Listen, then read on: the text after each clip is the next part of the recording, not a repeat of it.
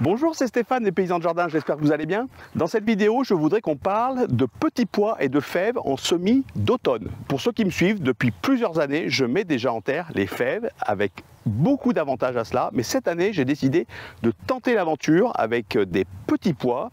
J'ai trouvé une variété qui s'appelle Sima, qui résisterait à une température de moins 20 degrés Celsius. Donc je me suis dit, pourquoi pas tester? Et bien écoutez, je vous propose dans cette vidéo de tenter l'aventure.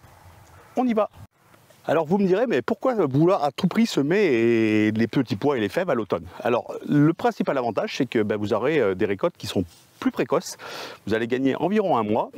Le deuxième avantage, c'est que pour ce qui est des fèves notamment, vous aurez beaucoup moins de présence de pucerons, et ça pour les fèves c'est un gros avantage, parce que lorsque les pucerons se mettent dessus, ça peut être parfois délicat à gérer.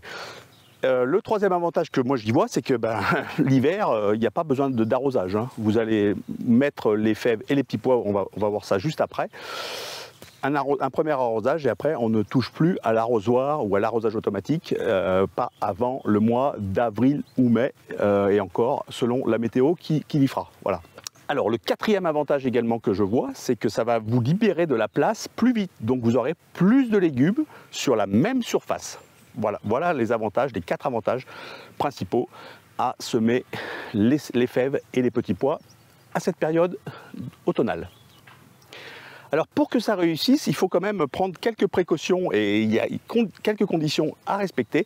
La première, et c'est la principale je pense, c'est qu'il va falloir protéger contre le froid. Voilà, donc je vais vous montrer dans cette vidéo comment faire, puisque je l'ai fait l'année dernière sur les fèves. Donc ça c'est un point important, notamment si vous êtes dans des régions très froide. Deuxième précaution et condition pour réussir les fèves et les petits pois à l'automne, c'est qu'il ne faudra pas semer trop tôt.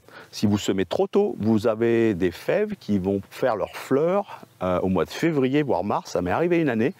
Il avait fait un hiver très doux, et au mois de fin février, j'avais des fleurs, les fèves faisaient déjà 50-60 cm.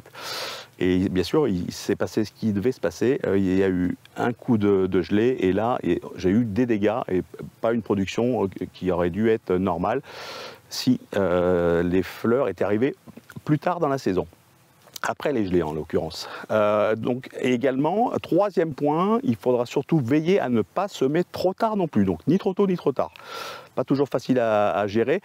Si vous semez trop tard, en fait votre terre va être froide. Si la terre est froide, eh bien tout simplement les graines de fèves et de petits pois ne vont pas sortir, ou mal sortir. Vous aurez peut-être un 20, 30% ou 50% de perte. Et là, dans ces conditions, c'est pas l'idéal. Donc il faut bien veiller à ce que la température de la terre soit encore suffisante.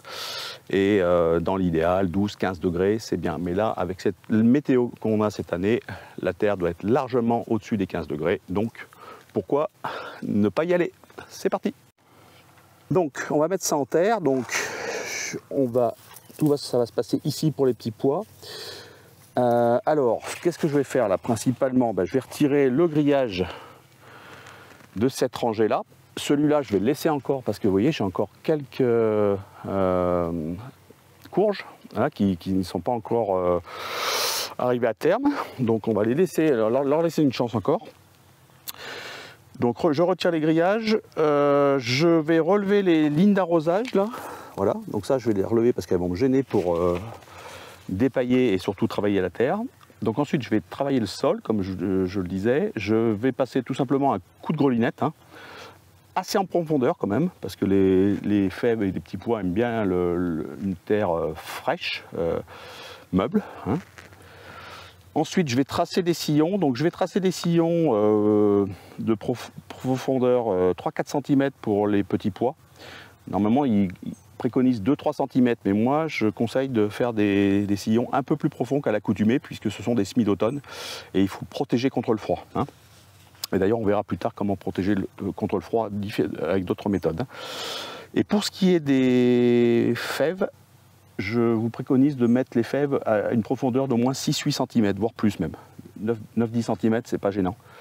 Donc pareil, toujours dans le même but, que si jamais il y a la gelée qui arrive, votre racine, la racine de la fève ne soit pas atteinte. Il peut arriver que la fève, donc la feuille de la fève gèle. Mais en tout, moi j'ai eu des -6, -8, -10. Hein. J'ai déjà vu quelques pieds de fèves noircis, mais elle redémarre. Ce qui est fabuleux, c'est qu'elle redémarre à la racine. Voilà. Donc c'est pas perdu pour les fèves. Pour les petits pois, je ne sais pas. Je pense qu'il y aurait certainement plus de dégâts. Donc ensuite, on va faire tout ça, mettre les graines en fond de sillon, refermer et arroser. Voilà. Il y aura d'autres travaux à faire, mais on va y revenir après. On a déjà pas mal à faire avec tout ce que je viens de lister. Alors c'est parti!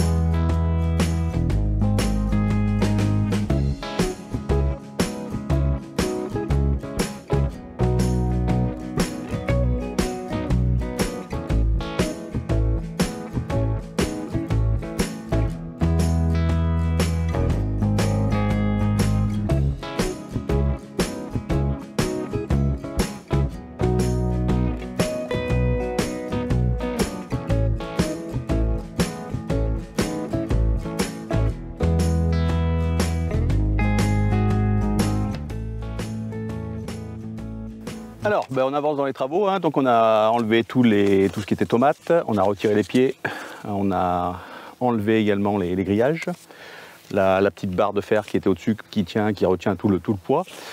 Qu'est-ce qu'on a fait d'autre? Vous avez vu, j'ai dépaillé. Ensuite, préalablement, j'avais enlevé et retiré les lignes d'arrosage, je viens de les remettre maintenant. Et avant de remettre les lignes d'arrosage, j'avais passé un bon coup de grelinette, donc assez profond, hein. J'ai remué la terre, donc là c'est très friable, donc ça se casse très bien. Et j'ai fini par un tout petit coup de râteau. Donc maintenant je vais creuser les sillons. Alors comme je vous disais préalablement, pour les petits pois, il faut les enfoncer de 3-4 cm. Donc je vais utiliser le petit bout pointu là, ce qui suffit largement pour obtenir une raie de 3-4 cm de profondeur. Par contre pour les fèves, je vais utiliser plutôt le côté le plus large au départ, pour vraiment tracer une bonne ligne, vous voyez, hein, pour aller chercher assez large. Et je finirai avec le petit côté également pour, on va dire, approfondir un peu plus l'arrêt, de sorte que mes fèves soient enterrées autour de 8 cm de profondeur. Voilà, pour les raisons que j'ai évoquées tout à l'heure. Allez, c'est parti. Alors, les sillons. Donc, petit côté pour les petits pois. Oh ben là, ça suffit, hein. Là, c'est bien. Voilà. Et grand côté pour les fèves. Voilà. Et je peux finir par le petit côté pour aller chercher encore plus profond, hein. D'accord? Voilà. Et j'ai une deuxième rangée là. Voilà. Et pareil. Alors c'est parti, on y va, hein. Donc les petits pois, vous mettez un petit pois tous les 3-4 cm environ, hein. Alors pour ce qui est des fèves, vous pouvez mettre une fève tous les 10 cm environ, hein. Et après on recouvrira la terre, un bon arrosage et ça en sera fini.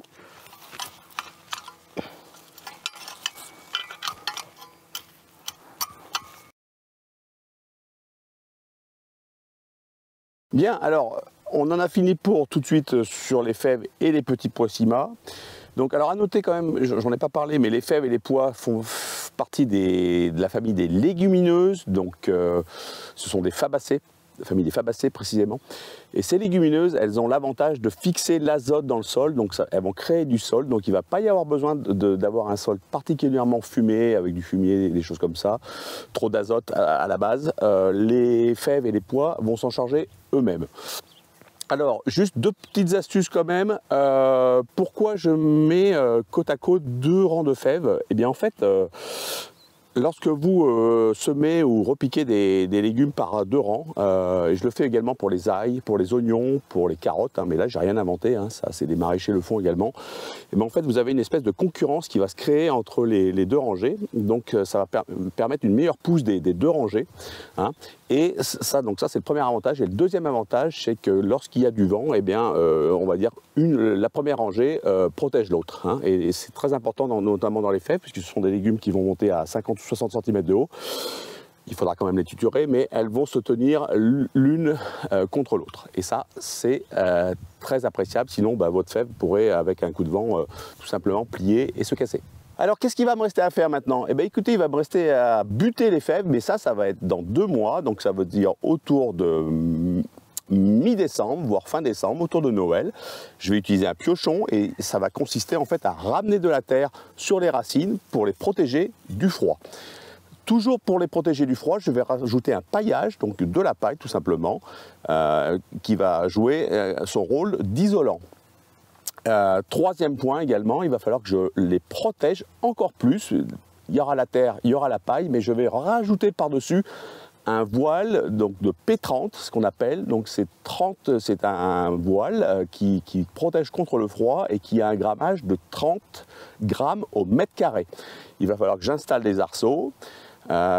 Mais ça, j'avais fait beaucoup de vidéos, j'ai fait plusieurs vidéos sur le sujet si ça vous intéresse, notamment sur les mini-tunnels, et vous allez voir sur notre site internet, il y a beaucoup d'informations, et également sur ma chaîne YouTube dans les vidéos précédentes. On regarde tout ça en images.